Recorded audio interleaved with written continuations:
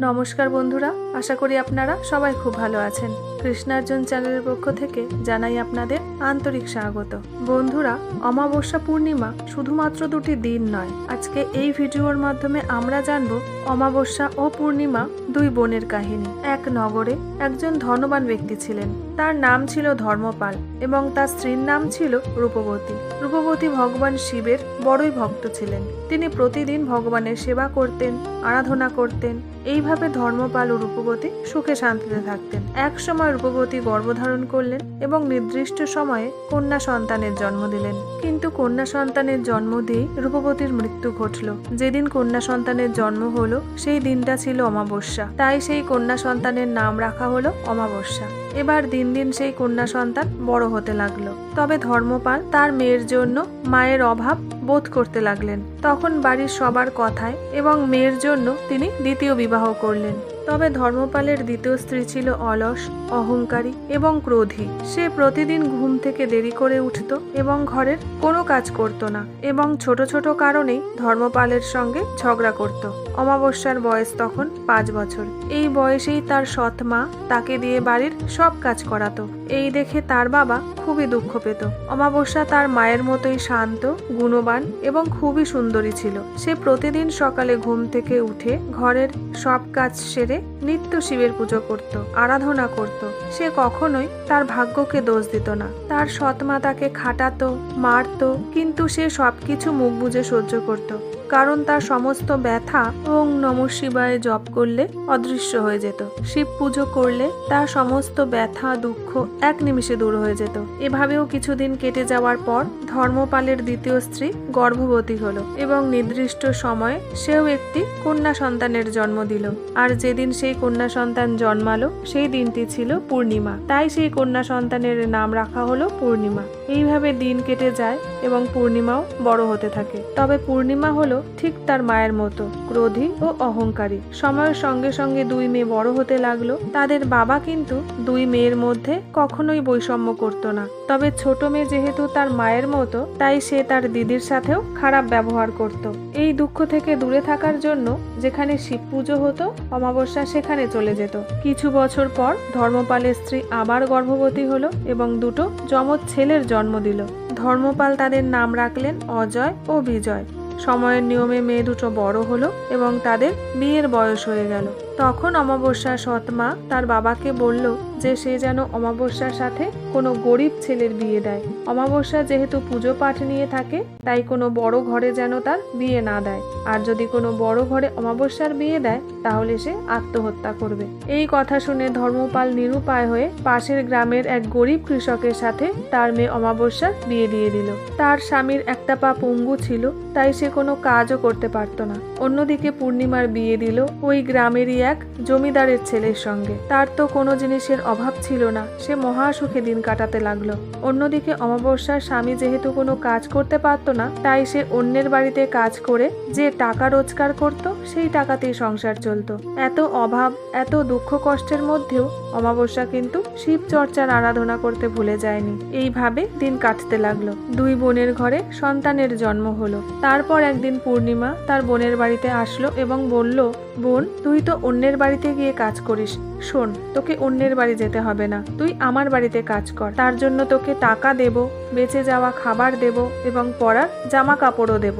অমাবস্যা জানতো তার বোনের স্বভাব কেমন, তবে সে ভাবলো মায়ের থেকে অনেকদিন দূরে থাকায় তার স্বভাব হয়তো আগের থেকে পাল্টে গেছে। তাই সে তার বোনের কথায় রাজি হয়ে গেল। পরের দিন থেকে অমাবস্যা পূর্ণিমার বাড়িতে কাজ করতে লাগলো। পূর্ণিমা তাকে দিয়ে প্রচুর কাজ করিয়ে নিতে লাগলো যতক্ষণ না সে ক্লান্ত হয়ে যায়। আর কাজ হয়ে গেলে বাসি খাবার তাকে ধরিয়ে দিত। অমাবস্যা সেই খাবার নিয়ে তার সন্তানদের এবং তার স্বামীকে খাইয়ে বেঁচে যাওয়া খাবার নিজে খেত। একদিন পূর্ণিমা তার বাড়িতে শিব পুজোর আয়োজন করলো, অনেক লোক নিমন্ত্রণ করলো এবং প্রচুর খাবার ব্যবস্থা করলো। এই কথা অমাবস্যার সন্তানরা লোকমুখে শুনতে পেয়ে তার মায়ের কাছে বায়না করলো কিছু খাবার তাদের জন্য আনতে। তখন অমাবস্যা বলল, আমি তো প্রতিদিন যাই, কই আমাকে তো বললো না, বরং আজকে আমাকে যেতেই বারণ করেছে। তবুও সন্তানদের মুখের দিকে চেয়ে অমাবস্যা তার বোনের বাড়ি বাড়িতে গেল। অমাবস্যাকে দেখেই পূর্ণিমা রেগে গেল এবং বলল, আমি তো তোকে ডাকিনি, তবুও তুই কেন এসেছিস? কেন সবার সামনে আমাকে বোন বলে অপমান করছিস? এক কোনায় চুপ করে বসে শিবের আরাধনা দেখ। এইভাবে শিব পুজো হলো, তার বোন সবাইকে প্রসাদ দিল, কিন্তু অমাবস্যাকে দিল বাসি খাবার। অমাবস্যা তখন বলল, বোন, আমার জন্য না হয় না দিস, আমার সন্তানদের জন্য কিছু প্রসাদ দে। এই কথা শুনে পূর্ণিমা খুব রেগে গেল এবং বলল, বাড়িতে আসতে দিয়েছি, আবার বেশি বড় বড় কথা বলছিস? যদি কিছু খাবার বাঁচে কালকে নিয়ে যাস। এই বলে ধাক্কা দিয়ে তাকে বার করে দিল। তখন অমাবস্যা কাঁদতে কাঁদতে বাড়ি চলে এলো। তার কান্না দেখে তার সন্তানরা বলল, মা, কাঁদছো কেন? তার মা বলল, আমার বোন তো প্রসাদ দেয়নি, বরং কোনো খাবারও দেয়নি। ঠিক আছে, তোরা বস, দেখি আমি কোথা থেকে প্রসাদ নিয়ে আসব। এই বলে সে বেরিয়ে গেল। রাস্তা দিয়ে যেতে যেতে দেখলো এক তুলসী গাছ নিয়ে একজন বৃদ্ধা বসে আছে। বৃদ্ধা তাকে দেখে বলল, এই যে মেয়ে, তুমি কি আমাকে একটু সাহায্য করবে? এই যে তুলসী গাছ, এটি শুকিয়ে যাচ্ছে, তুমি এই গাছটাতে একটু জল দেবে। তখন অমাবস্যা তুলসী গাছে জল দিয়ে বলল, আর কি কোনো কাজ আছে?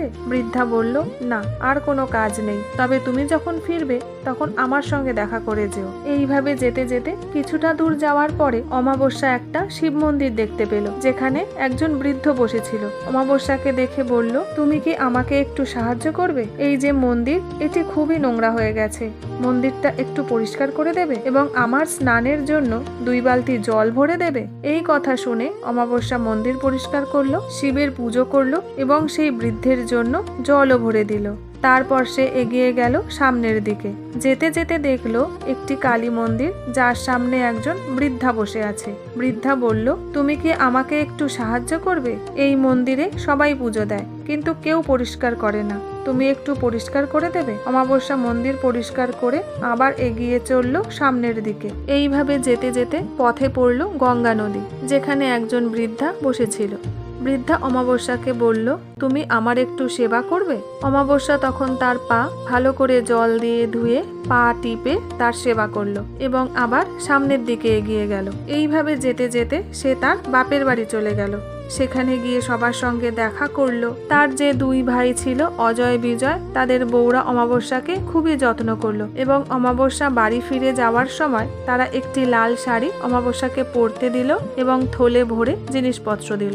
অমাবস্যা বাড়ি ফেরার পথে সেই নদীর ধারে যে বৃদ্ধা ছিল, সে তাকে একটি থলি দিয়ে বলল, এটা তুমি নিয়ে যাও, তবে রাস্তায় কিন্তু খুলো না। অমাবস্যা সেই থলি নিয়ে এগিয়ে গেল। একটু পরে কালী মায়ের মন্দির পড়লো, সেখানেও বুড়িমা তাকে একটি থলি দিল। এখন তার কাছে 3টি থলি হলো। এগিয়ে গিয়ে সেই শিব মন্দির পড়লো, সেখানে সেই বৃদ্ধ বাবা তাকে আরেকটি থলি দিল। এরপর এগিয়ে ঘরের দিকে যেতে যেতে তুলসী মা আরেকটি থলি দিল। এখন অমাবস্যার কাছে হলো 5টি থলি। অমাবস্যা ঘরে ফিরে এলো এবং তারপর তার থলিগুলো খুললো। প্রথম থলিতে খাবার ও কাপড় ছিল, দ্বিতীয় থলিতে সোনা চাঁদি ছিল, তৃতীয় থলিতে ধন সম্পদ ছিল, চতুর্থ থলিতে শস্য ভর্তি ছিল এবং পঞ্চমে দামি বস্ত্র ছিল। এখন অমাবস্যার আর কোনো জিনিসের অভাব রইল না। অপরদিকে পূর্ণিমা অমাবস্যাকে অপমান করায় ভগবান শিব রুষ্ট হলেন এবং তার সমস্ত সম্পদ শেষ হয়ে গেল। এইভাবে ধীরে ধীরে পূর্ণিমা গরিব হয়ে গেল। একদিন পূর্ণিমার মনে হলো অনেক দিন অমাবস্যা কাজে আসেনি, দেখি তো ওর বাড়িতে গিয়ে কি হয়েছে। তো পূর্ণিমা অমাবস্যার বাড়ি গিয়ে অবাক হয়ে গেল তার রাজপ্রাসাদের মতন বাড়ি দেখে। কিভাবে এইসব হলো জানতে চাওয়ায় অমাবস্যা সবকিছু পূর্ণিমার কাছে বলল। পূর্ণিমার মনে মনে হিংসা হলো এবং সে ভাবলো আমিও এমন করব। এই ভেবে সে বেরিয়ে গেল। তারপরে পথে যেতে যেতে যখন মা তুলসী, ভগবান শিব, কালী মা এবং মা গঙ্গার সঙ্গে দেখা হলো এবং তারা সাহায্যের কথা বলল, পূর্ণিমা তো কাউকে সাহায্য করলোই না, বরং বলল, আমি দামি শাড়ি পরে আছি, এইসব করলে আমার শাড়ি নোংরা হয়ে যাবে। এইভাবে সে তার বাপের বাড়ি চলে গেল। গিয়ে সবার সঙ্গে দেখা করে ফেরার সময় বলল, তোমরা তো অমাবস্যাকে থলি দিলে, আমাকে দেবে না? ওরা বলল, তুমি যাও, তোমার ঘরে থলি পৌঁছে যাবে। রাস্তায় মা গঙ্গা, মা কালী, ভগবান শিব এবং তুলসী মাতা সবাই তাকে থলি দিল এবং বাড়ি এসে যখন খুলল, সব থলিতে মাটি, কাপড়, পাথর এইসব পেল। তখন পূর্ণিমা মাথা চাপড়ালো এবং ভাবলো, আমার তো কিছু নেই, তাহলে আমার বোনের কাছেই এখন যাই। এই ভেবে সে তার বোনের কাছে গেল এবং তার কাছে ক্ষমা চেয়ে বলল, আমি অনেক অন্যায় করেছি, এখন থেকে আমি শিবের পুজো ও আরাধনা করব। তাহলে বন্ধুরা, আশা করছি আজকের এই পুরো ভিডিওটি আপনাদের নিশ্চয়ই ভালো লেগেছে। আর যদি ভালো লেগে থাকে কমেন্ট সেকশনে আমাকে জানাতে কিন্তু ভুলবেন না। আর বন্ধুরা, ভিডিওটি ভালো লেগে থাকলে লাইক, শেয়ার, সাবস্ক্রাইবের অনুরোধ রইল।